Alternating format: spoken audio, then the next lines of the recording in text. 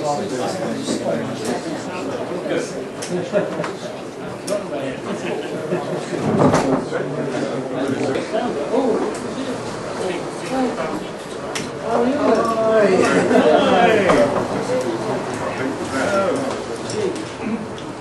are you?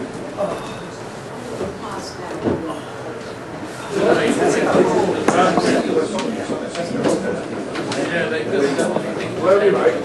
Can I have Bosch? Say, everyone, glad to see so many people here. I'm Mike, I'm chairman of the SIF, Lord Munson, our president. I think everyone knows Sean, so I'll just simply say that, as we said in our leaflet, he is a prolific writer. I keep getting wonderful bits of information from him about all kinds of topics, and very, very delighted to see him here tonight. So, over to you, Sean. Thank you.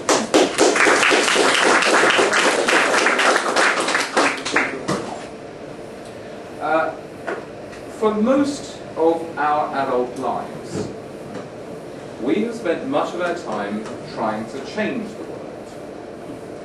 And I'm afraid we failed. We failed miserably. We have failed partly because events have been against us, but also because, to turn Karl Marx on his head, before you can hope to change the world, you need to understand it. And most of us, and I include myself among that number of people, most of us have spent most of our adult lives not fully understanding the nature of the threat that we face. Several phrases which you will read every day in the Daily Mail: wasteful government expenditure, political correctness gone mad. That shows a mindset which is wrong, fundamentally wrong. Political correctness is not mad, it has not gone mad, and there is no such thing, rightly considered, as wasteful government spending. It depends on what you want your government spending. Now, I mix with a number of Conservative members of Parliament. I belong to some semi-secret dining club. And quite often these MPs tell me that Tony Blair's government is a fundamentally socialist project, and sooner or later these people will show their true colours and they will renationalise British Telecom. That's wrong. Quite wrong. Other people I speak to assure me that Tony Blair is a really conservative Prime Minister, and one of the reasons why the Conservative Party has had so much trouble in opposing the Blair government is because the Blair government is a Conservative government. Tony Blair is the best Tory Prime Minister we've ever had, somebody told me. Now that also is wrong. These people are not socialists in the economic sense, and they are certainly not conservatives. They are something else. On our side, and when I talk about our side, I'm referring to conservatives and libertarians and those of us who are somewhere in between, tend to have an undue focus on the power of ideas. And ideas, of course, are very important. Something we tend often to overlook, though, is class analysis. We do not pay attention to the dynamics of class. As soon as somebody starts saying this is a class issue, you immediately look to him to pull out a copy of the Socialist Worker and start reading from it. Well, no, there is a long and very honourable history on our side of class analysis. Indeed, the first and the most effective class analysis was liberal class analysis. And we need to recover that today.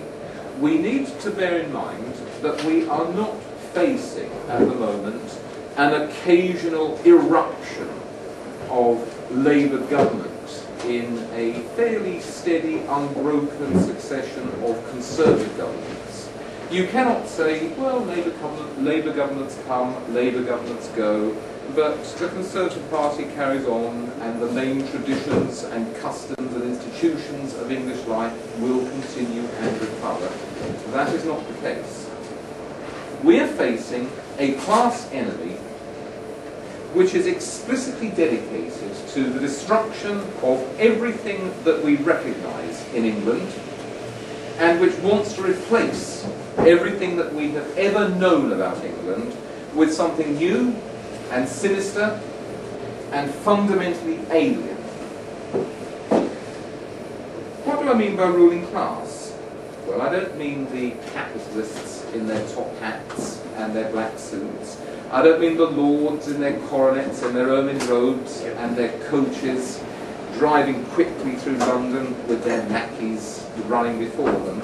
When I talk about a ruling class, I mean those politicians, bureaucrats, lawyers, educators, media people, and associated business interests who derive income, status, and power from the activities of an expanded state. That is what I mean by the ruling class.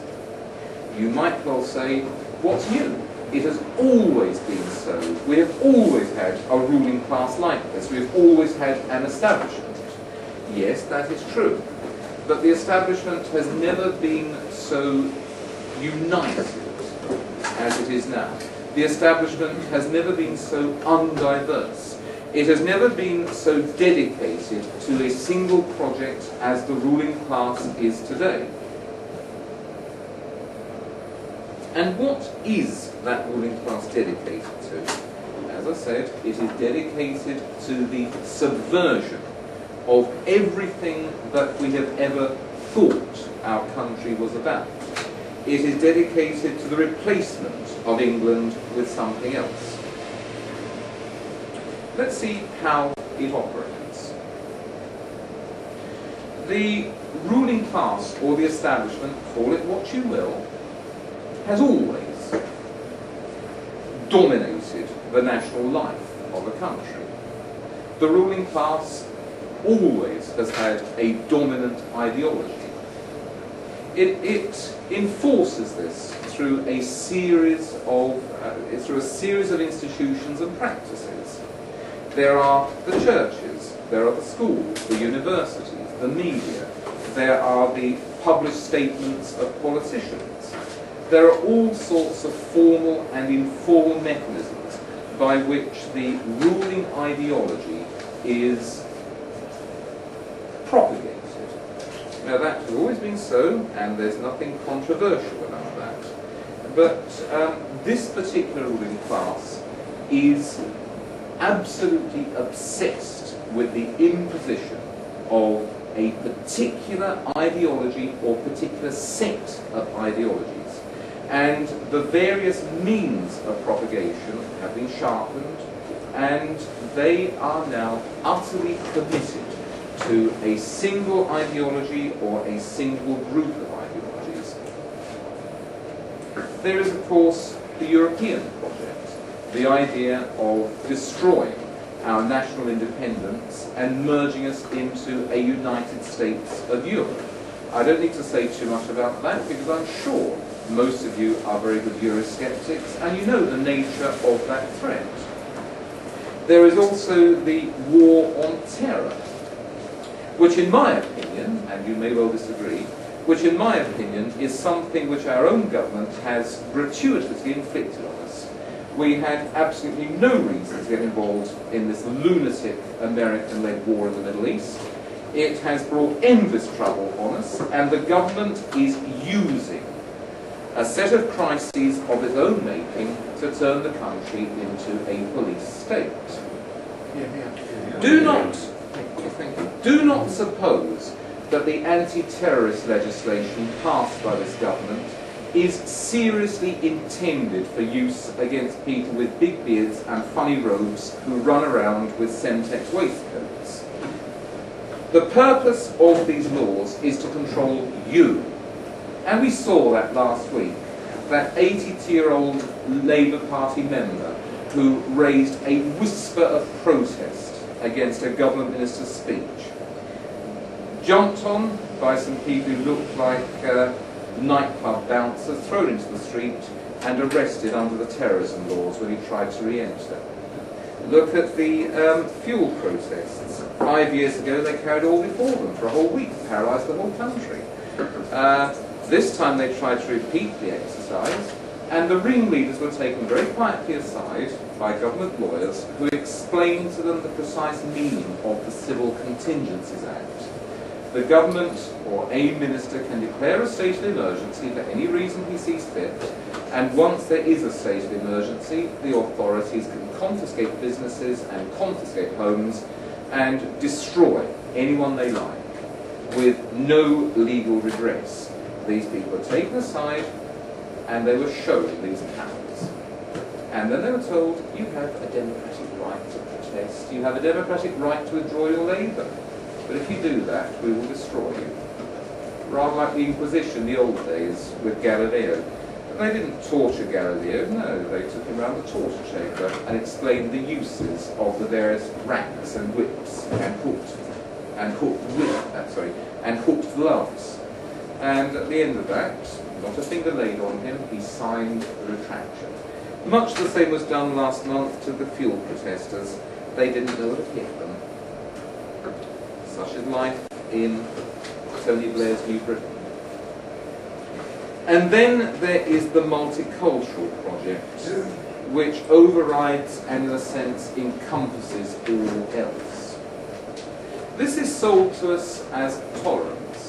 Tolerance of other people's religions, tolerance of other people's lifestyles.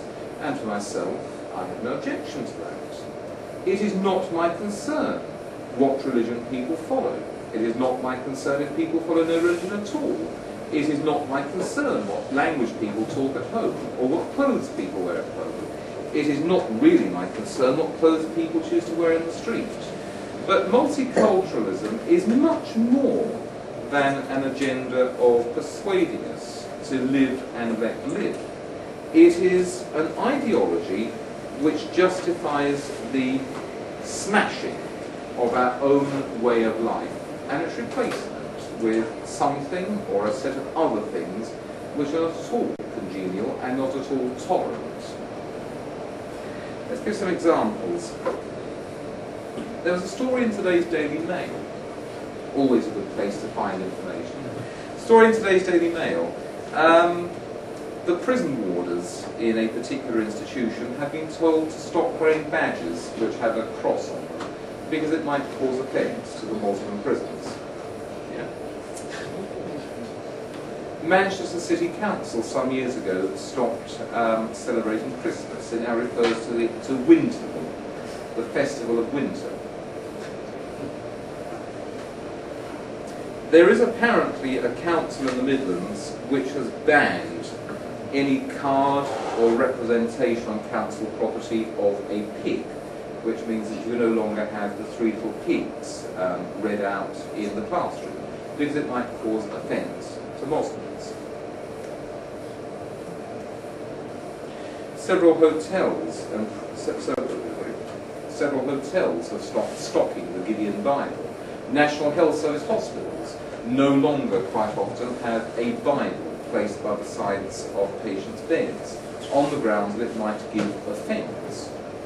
Now, I've spoken to Muslims. I spend a lot of my time working with Muslims, and they keep on insisting to me that they're not interested in this. They do not want to stop people from being Christians. They do not want to stop English people from being English. Indeed, many of them would dearly love to be accepted as English, but that's not important. This is not something led by Muslims, it's not something necessarily led by black people. This is something imposed on us by the elite. We must not simply tolerate the newcomers, we must make way for them. The newcomers are positively encouraged not to integrate. They are encouraged to keep their own ways of life, no matter how illiberal these might be. And instead of just saying, oh, these bloody darkies, they come to this country and expect everything to be done for them. No, that isn't the case. No.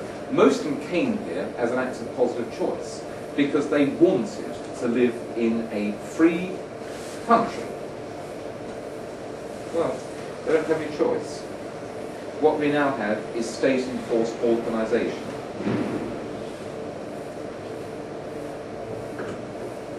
Balkanisation. You know,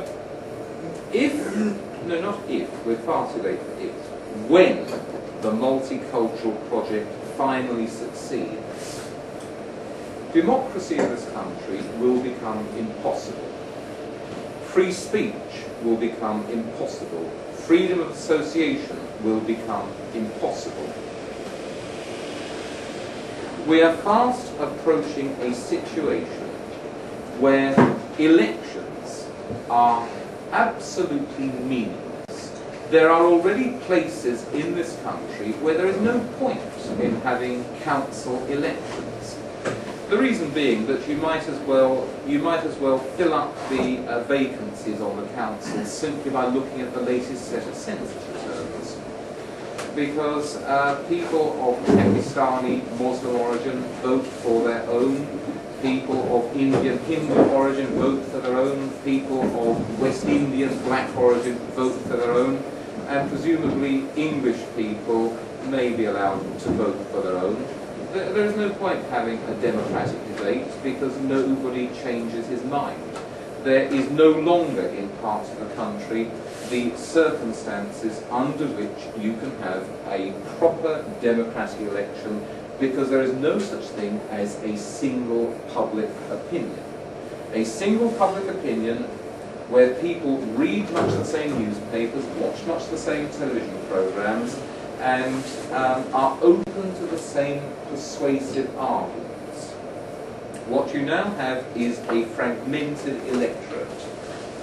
They read their own publications, and there is no point in trying to argue, because you may argue in English, or in Urdu, or in Hindi, or in some other language. It doesn't matter. You are addressing a fragmented audience, and you cannot expect to run a democratic system in the way that Democrats have been talking about in this country for centuries. We are fast approaching a situation where you cannot have trial by jury, because if the jury is made up of people of if the jury is made up of people from one community, let's call it, they will convict or acquit simply on the basis of the origin of the defendant. We are approaching a situation in which we have a ruling class which is an elite cut off from the rest of the country, and its function will be to preserve order among a balkanized, fragmented population. We are moving towards a situation in which we are not a nation, we are a community of communities. And then it will be necessary to have a cosmopolitan elite which is not beholden to any single one of the communities that make up this nation. They will be needed to float freely above any sexual interest and to keep the peace. That is what we're moving towards, and that is what these people want. Now, how does the elite, or the ruling class, or the establishment impose these various ideologies on us? Not in the way that the Nazis and the Soviets imposed their ideologies, with crude, obvious propaganda. You don't have 2-minute hate on television. You don't have martial music played when Princess Tony decides to address the nation. No. We have all the appearance of a liberal democratic order still about us. The propaganda is much more subtle. The news programs, for example, are not obviously biased. They do not say things like, and today our wonderful Prime Minister Tony Blair spoke with school children, and here is 10 minutes of him speaking with them, and the evil fascist opposition party was saying this, and we won't report in full. They don't do that. It's not Soviet-style propaganda. The propaganda in most of the newspapers and on all of the electronic media is much more sophisticated than that. It is a question of which stories are reported, what facts are reported in stories. And even when a story is reported apparently quite straight, it is a question of what precedes that report and what follows it. Let me give you an example of how the media operates to impose some hegemonic ideology on us. A couple of months ago, there were 2 murders within 24 hours of each other. A black boy was murdered in Liverpool. He was immediately dubbed an A-level student and was canonised in much the same way as Stephen Lawrence. He was given a funeral service in Liverpool Cathedral of the kind that is normally reserved for minor royalty. In the same day, a man called Richard Whelan was murdered in the Holloway Road. Somebody was throwing chips at his girlfriend, he stood up to protest and was hacked to death by a person.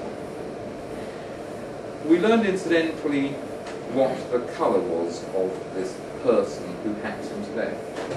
This was not a racist murder, it was not reported as such, and it soon dropped out of the newspaper reports and the television reports. That is the way in which the hegemonic ideology is imposed on us. We are told that in this country, white people are incurably racist and black people must be protected by law from these evil white racists. And so every time a black person is killed by a white person, it becomes a racist murder, a cause célèbre in the media. On the rather more frequent occasions where a white person is murdered by black people, it's simply something that slides through the media, leaving no trace behind. That is how the news media manages to impose this hegemonic ideology. It doesn't necessarily tell lies, it just chooses to report certain stories and not to report certain stories, to play up certain stories and to downplay certain stories. You then have the discussion programs. I should know about this because I've taken part in a number of the things. Sometimes you turn on question time, and you might as well be watching a discussion program from a foreign country. The audience is asking questions about things which do not really interest you. They're not asking questions about things which do interest you. The panel is putting points of view and often arguing quite vigorously for and against points of view which you do not regard as at all important. What you regard as the important issues are not discussed in the media. That is another way in which the hegemonic ideology is imposed on us. And then, much more important than current affairs programs and current affairs discussions, you have the entertainment media. Everything is political where the entertainment media is concerned. You cannot switch off after watching any entertainment program and say, oh, it was only a television program, it doesn't mean anything. It does mean something. As I said, everything is political. Dr. Tame and I are at the moment writing a long analysis of an episode of a program called Spooks, which was shown a few weeks ago on television. Spooks is about an elite group within British intelligence which is charged with the job of upholding democracy within this country. A few weeks ago, this little unit was given the job of disrupting a party called the British Way, which is based on a party not a million miles from the British National Party. Now, what this program was about was the disruption by the security services of a legal political party which was offering candidates for election. Now, when I was a boy, the idea that the security services would openly break up a a political party were unthinkable. If I had said, if someone had told me 25 years ago, the state is deliberately smashing up opposition parties, and I said, no, you can't do that, this is Britain. It's a free country, you can say anything you like, and you can stand for office. Well, no, you can't. We know that that's the case. And this programme was softening us up for the disruption of the BNP. It was a very cleverly done programme. You had the leader of the party, who looks and sounds rather like Nick Griffin. For some reason I don't fully understand, there is a Conservative MP who has defected to the British way.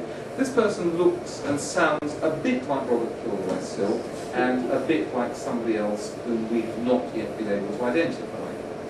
The Nick Griffin-style character comes out with statements which sound very Nick Griffinish and which have a considerable resonance among parts of the indigenous population. But every statement made by this Nick Griffin-style character is intercut with scenes of skinheads, white skinheads beating up black people, ethnic cleansing on council estates. These apparently quite reasonable statements are continually juxtaposed beside scenes of extreme violence. We are told, the subtext of this programme is, it doesn't matter that these people put on suits, it doesn't matter that they may occasionally sound reasonable, this is a gangster party. These are seriously bad people, and it is only right and proper for security services to intervene and to break these people up. That is the intention of this programme. And there is no point telling me, but sure, it was just a television play. No, it wasn't. It was propaganda. Everything is propaganda that you see on the television. If you look at EastEnders, which I try not to watch very often, that also is political. It is propaganda.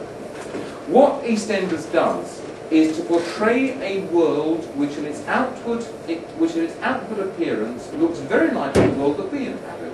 Street markets, pubs, much the same decor as working class houses. But there is something about it which is not like our world. It is a parallel world, a fantasy world. But we are expected by the continual viewing of this programme to conform ourselves to the mores of this artificial world. And what are the mores of this artificial world? Well, a couple of years ago there was a plot line. As I say, I don't watch this terribly often, so you may be able to come up with something more current. There was a plot line in which the daughter of an East London taxi driver began going out with a black doctor. Now, as far as I'm concerned, if someone wants to go out with somebody of another race, it's not my business. It's not my business to tell people whom they should sleep with or whom they should marry. But I can tell you, and you can tell me, that white East End taxi drivers will not, on the whole, take very kindly to the fact that their daughter is going out with a black man, even with a doctor. Did the family object to EastEnders? Yes, it did object, on the grounds that he was a bit older than her. You can laugh. But the subtext of this programme, again, was the delegitimisation of a certain line of thought. People do not stand up in EastEnders and make speeches to camera about how wicked racism is, or how wicked it is to wave the Union flag, or how certain things should be done and should not be done. As I said, the propaganda is not that crude. What you have instead is the selection of storylines which by continual iteration and reiteration are intended to reconfigure the ways in which ordinary people think. You have the positive agenda of propagation, you also have the negative agenda of propagation. About 20 years ago, Benny Hill disappeared from the airwaves. I assumed that he'd got old and retired, or he'd gone out of fashion. No, Benny Hill was and is wildly popular in the United States and in Eastern Europe.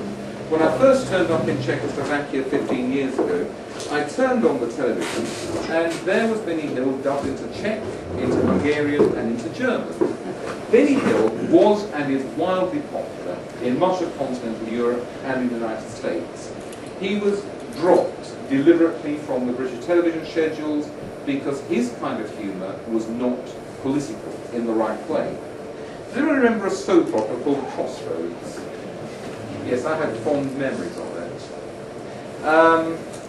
If ever you see clips from Crossroads shown on television, we're told, oh, Crossroads, it was so down market, its production values were so cheap, what a good thing it was killed.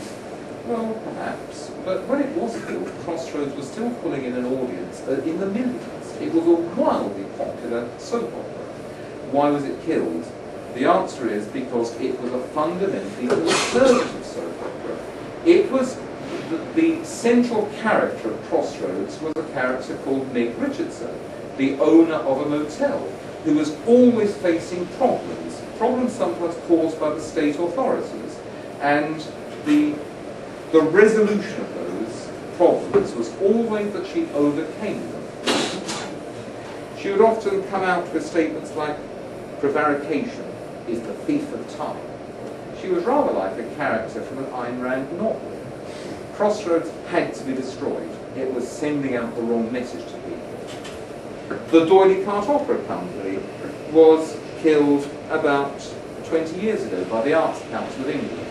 All right, in the late 70s, I used to go to D'Oyly Carte Opera Company performances of Gilbert and Sullivan, and their production values were not that good. It was rather faded. But, well, I'm sorry, the Arts Council of England was financing all sorts of utterly dreadful things, piles of bricks in the Tate Gallery. You name it, they were financing it. What was wrong with Gilbert and Sullivan? The answer is that they did not, that they were off message. They did not help to propagate the dominant ideology.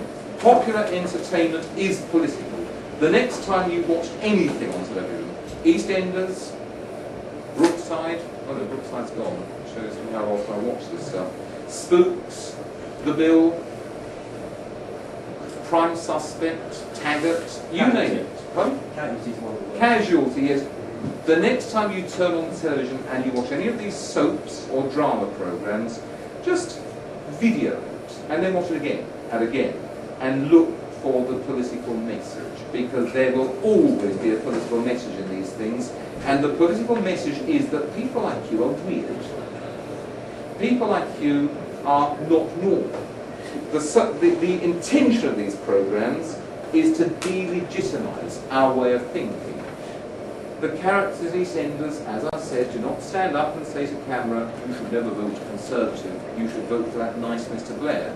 But what they do by their storylines and their dialogues is to make the idea of voting Conservative, and I mean voting really Conservative, as bizarre as wanting to join a Carmelite monastery, a Carmelite nunnery.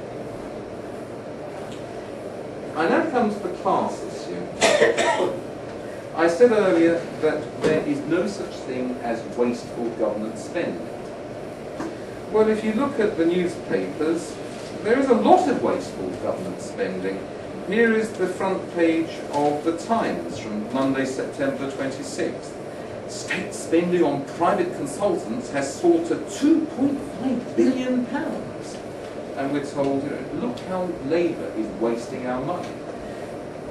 A few years ago, the Adam Smith Institute published a very interesting and very important little book in which some of Madsen Period researchers had gone through the Society Guardian, working out how much all of these jobs were costing the taxpayer. And we were told, look how much the government is spending of our money on people who are walking outreach coordinators and AIDS educational advisors and the like. Well, this is wasteful government spending if you assume that the purpose nowadays of government spending is to provide common services. let me tell you, the purpose of government spending is to provide jobs for the ruling class and its various clients. This £2.5 billion spent on private advisors is not wasted, money well spent, because what it does is to provide jobs, power, status, income, call it what you will. It provides jobs for people who believe the right things and who will propagate the right things. That is the purpose of all these AIDS education officers, walking outreach coordinators, health and safety officers. It doesn't matter what they're called. It doesn't matter what they do. Their function is to exist. Now, you can call the civil service and local authorities a gigantic system of jobbery, a vast network of jobs for the ruling class and the various hangers-on of the ruling class. And you can still try to contrast this with private business. Private interests, private business is so uncorrupt. Private business is really on our side. And I can tell you, no, it isn't. Private business is not on our side. A few weeks ago, I found a copy of this magazine, Public Affairs. It was an eye-opener. It revealed to me an entire side to this system of jobbery which I had never really thought about before. Let me read you a few things from this Public Affairs. Darren Murphy, former Special Advisor for the Prime Minister, is to join APCO, a public relations company, as a director in its London office. Murphy worked at Number 10 for over 3 years as Assistant Political Secretary and then Special Advisor to Tony Blair, responsible for all strategic political communications and media issues. Prior to that, he served for 4 years as Special Advisor to the Health Secretary, advising on all elements of health policy nationally and internationally, blah, blah, blah. This man must be on 90,000, 150,000 a year. Nice if you can get it. But let me turn away from the big headline stuff. Let me turn to the advertisements, the job advertisements, the appointments. These two. Forward-thinking charity, i.e. shelter. A leading social care organisation seeks high-energy initiative taker with a track record in relationship building, lobbying and campaigning. Ignore the next paragraph, it's usual corporate waffle. An extensive knowledge of the political system and parliamentary procedures is required, as is experience of managing relationships with politicians and civil servants. Called Public Affairs Officer, £33,000 a year plus benefits. Nice if you can get it, isn't it? And who gets this kind of job? A young person. Imagine you're 18. You go off to study at Durham University or London Metropolitan University or wherever. You suck up to the right lecturer. When you've taken your degree, he gives you an introduction to a Labour MP. You go off and become his research. You become his researcher for a few years. You're paid a pittance, but you make all sorts of useful contacts and you get a good inside knowledge of how the system works. When you're 25, you stop working for your Labour MP and you apply for this job, the Public Affairs Officer, £33,000 plus benefits. Nice if you can get it. 25 years old, £33,000 a year, just up your street, isn't it? After a few years of doing this, you then move on to become the Public Affairs Manager for a leading household brand. £45,000 a year plus car plus benefits. A diverse challenge calling for an effective lobbyist, comfortable working with business unit heads, government officials and parliamentarians in the UK and the EU. A minimum of 3 years public affairs experience, including a thorough understanding of Westminster and Whitehall, is essential. Ideally, with some commercial exposure, you can demonstrate resourcefulness and creativity in developing initiatives and media campaigns. Once you've done your 3 years of shelter, you move on to become the public affairs manager for a private company. You might then move back into government and do a couple of years working in the number 10 policy unit, or you might advise the Home Office on some aspects of privatising the prisons. You move back and forwards, charities, government. Then you stand for Parliament. Then you stand for Parliament, but you don't need to. You don't need to stand for Parliament. You can go on to get £150,000 a year, putting on a suit and becoming a corporate apparatchik. Now, when you eventually become the public affairs manager of a company like Procter & Gamble, let's say, you don't go native. What you do is you corrupt formerly private business, because your job is to advise your company on how to live within the framework of government regulation. You will go to the directors and say, look, I know John Smith, who is the Minister of Diversity Affairs, and I think what I can do is I can give a dispensation for you, but in return for that you'll have to run these kind of corporate policies. Now, that means that you have a certain control over the kind of people who are selected as senior managers within that company. And of course, the kind of people you recommend for senior management positions are your people. And so, formerly private business becomes part of the ideological state apparatus. What you have is the formation of a bureaucratic corporate elite.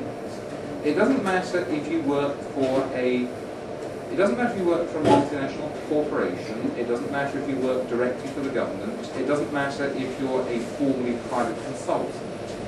What you have is a ruling class standing above us which straddles all positions of importance. As I said, politicians, bureaucrats, lawyers, educators, churchmen. Don't forget the churches have now been co-opted. Media and formerly private business. These people are the ruling class. And, well, that explains why I'm addressing the kind of meeting that I'm addressing, doesn't it? The average age in this room is probably over 40. Most of you are not in high-paying jobs. There are one or two exceptions. Most of you do not earn a large amount of money. Now, that is our movement. That is the history of our movement over the last 25 years. Where are the support networks for our movement? Where are the well-paid, cushy jobs for young people who come into our movement? I don't do badly. I've no complaints. I make a lot of money from teaching and consultancy. But when I'm a teacher and consultant, I am not a libertarian conservative. I'm a teacher and consultant. Those things are kept separate. I can see that one person in this room is a journalist, quite a well-paid journalist. He's not a libertarian journalist. He's a journalist who in his spare time is a libertarian. It doesn't matter what sort of job you have. I see a lawyer here. Not quite one of us, but near enough. He's a lawyer. He's not a lawyer who manages to integrate his political views into the job he does. If you want to live, eat and breathe politics, you don't work. If you want to work, you keep your political opinions largely to yourself, or you tell people what they are, but do not push them. Because in your occupation, you are paid to do a certain job which does not involve being a libertarian or a conservative. If, on the other hand, you are one of the enemy class, the ruling class, you've got this. You can live, eat and breathe your lefty politics every day of the day, every minute of the day and night. And let me say this. All of the money for this gigantic class of parasites comes out of our pockets. But it's not like water coming out of a hose pipe in a single jet. It's like water coming out of a shower head. Thousands and thousands of individual streams. It may be that you will start off your career, if you're so inclined, working for the Commission for Racial Equality. You then find that you're a line manager who's a complete pig who hates you and you hate him. And so you step sideways and go to work for the Charity Commission. or you go to work as a public affairs officer for Unilever or for British Petroleum. You move around, you find your niche. All of your money comes ultimately out of the taxpayer's pocket, but the money is so split and refracted that there are so many different streams, and you can find your own position. If, on the other hand, you're stupid enough to choose our side of the political debate, well, you may be lucky. You may get a job working for a supposedly right-wing institution, a policy institute. And how many policy institutes are there on our side? How many? Half a dozen? 10? No, let's say with half a dozen. What happens if there you find that the main funder of this is a sadistic bully who embezzles your national insurance contribution? Perhaps I should cut this out in the final. What do? Well, there's nowhere else to move because nobody else will employ you, so you have to grin and bear it. What happens if your boss comes to you and says, well, of course you can keep your job, but you must, of course, do out-of-hours favours for me. Perhaps I'll cut this out as well. The answer is you choose the dole, or you choose some dreadful job which is nothing connected with what you believe, or you think of England. But in most cases, you just don't get those jobs because there is no money on our side. And such money as there is handed out by a few rich people who, quite frankly, only means it. But there's no point insulting these people. I'm glad that someone's handing out a bit of money here and there, but there is no career structure for people on our side. There's no money in our movement. And that's why there are so few of us. And that's why, to be perfectly blunt, most of us are a bit odd. And I'm not saying you are odd, I'm saying we are odd. We're all of us eccentric in various ways. And the reason is because nobody becomes one of us unless he's a bit strange. Because there's no money in it, there's no career progression, there's no network of support. And so, the idea that we can win by putting our arguments is a non-starter. It doesn't matter that we're in the right on many issues, it doesn't matter that we're on the right on all issues. Truth is unimportant in the short term. We are facing a gigantically expanded ruling class, which lives at our expense, but which controls every single institution of public life, and which may disagree on a number of marginal issues, the Iraq War, for example, but which is absolutely agreed that people like us and our ideas should never be allowed again to raise their heads seriously in this country. Now, what are we going to do about that? And my answer is nothing. We've lost. We've lost. In 25 years' time, many of us will be dead, and there won't be many people after us. We are the last generation of people on our side, and that's it. We go down fighting. I'm not saying that we should just creep away and dig our gardens, but I'm also telling you quite bluntly that we have lost. Unless there is some unexpected turn of events, those people have won. We are the last generation of people. And the reason they tolerate us is because they know that we are history. They don't need to disrupt us in the way they need to disrupt the British National Party, because there won't be that many of us left in a few decades. So, enjoy it while it lasts, and if you want to read more about this whole matter of the cultural revolution that we face in this country, and how we might perhaps win it, here is a copy of a book of mine, which I will sell for the derisory sum of £10. I normally sell them for $18.99 on Amazon, and I've got some left, so you can have them at discount. But that's all I have to say. I'm sure that many people will stand up and say, no, it was nonsense, but that's up to you. Thank you.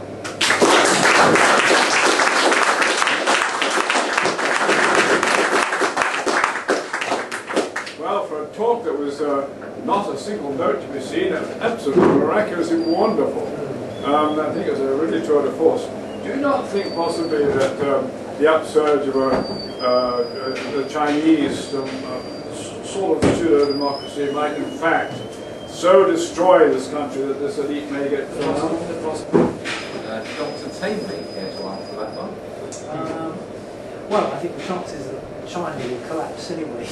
China will collapse? Yes. I think the answer is no. I don't see why increased competition from overseas would necessarily lead to the collapse of the domestic ruling class. It will respond in one way or another to such challenges. It may respond successfully or unsuccessfully, but I don't see any threat to its power from simply the rise of another hegemonic power overseas. I mean, the English ruling class, after all, lost an empire and lost world hegemony to the United States. It didn't put an end to the British ruling class. I don't see why an end to American hegemony and the rise of China to hegemony will necessarily put an end to the British ruling class. Robert first, and then Barry. Sorry, Rob Henderson. A couple of quick comments and then something approaching a question. It might just have the construction to it. The first thing I'd say to you is that elites only have one principle, that is they'll do anything to maintain their power and privilege.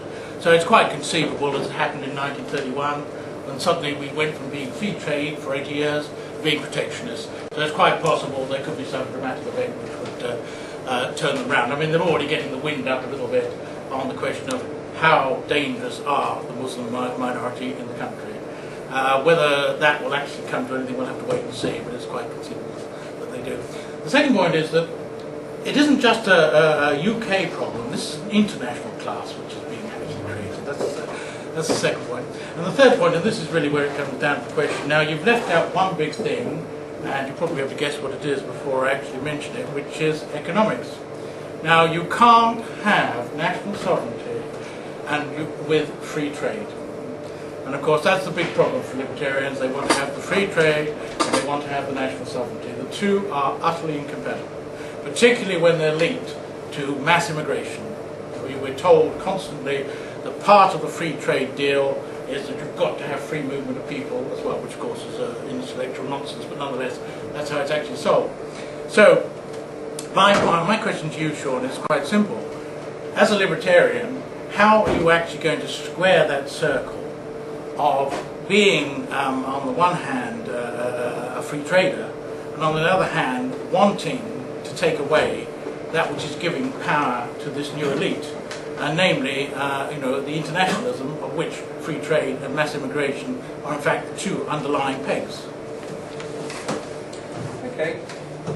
Robert, I have a great deal of respect for your writings. I think you're one of the best writers in our movement.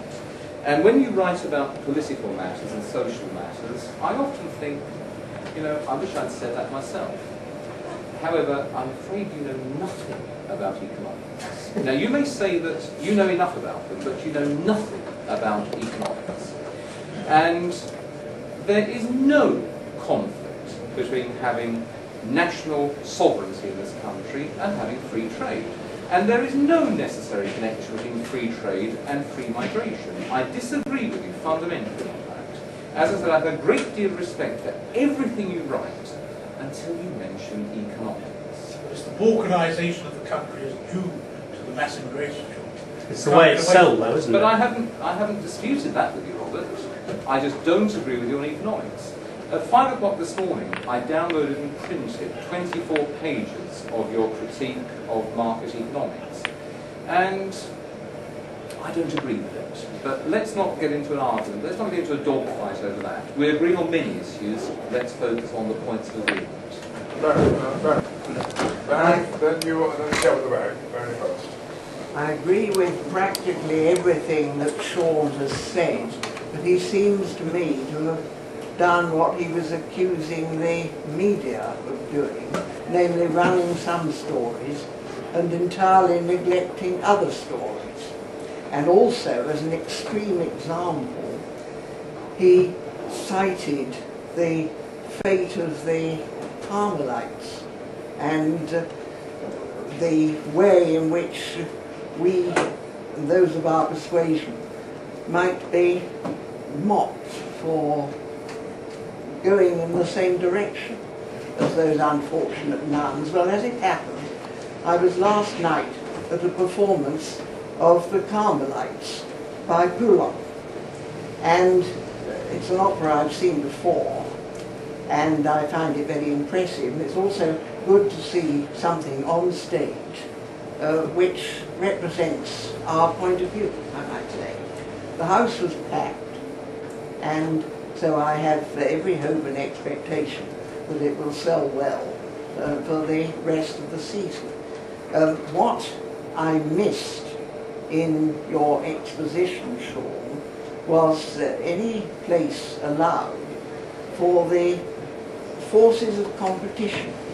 No ruling class or elite is as powerful or as long-lasting as you were implying. I suspect that Keats' Ozymandias was a fictional example, but nevertheless, he's quite a pithy one. Remember what happened to him. And with any luck, the same thing might happen to some of these you've been criticising. The forces of competition, although we don't see much of them in certain places, are in some ways more powerful than they have ever been in the media. If you go into a bookseller or a newsagent in particular, there are enormous numbers of magazines all around the world, not all of which are non-political. And it is difficult for a Prime Minister like Blair, however skillful, to infiltrate all these different means of communication. And I admit to being a technophobe, but my friends who are up in these things tell me that it's more difficult now than it ever was to suppress ideas because of the power of the internet. So would you care to comment on any of these, I hope, polite and well-meant ripostes? Of course. Interesting essay written about 40 years ago by Herbert Marcuse on repressive tolerance, which applies very well to the way in which our ruling elite behaves. No opinion is formally prescribed in this country. You can read anything you like. If you want to read about Holocaust revisionism, to take an extreme example, you can. There are no laws against downloading and reading any of this stuff.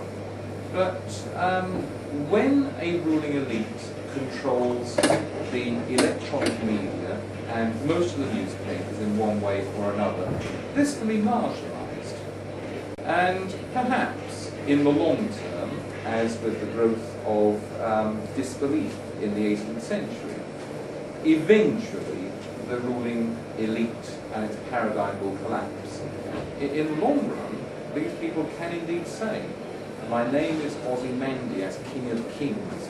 Look on my works, you mighty, and despair." You may eventually see the broken statues of these people lying half buried in the desert sand, but it can take hundreds and hundreds of years before the sand covers them over. And I'm afraid we don't have hundreds of years. Gentlemen here. Yeah. Sean,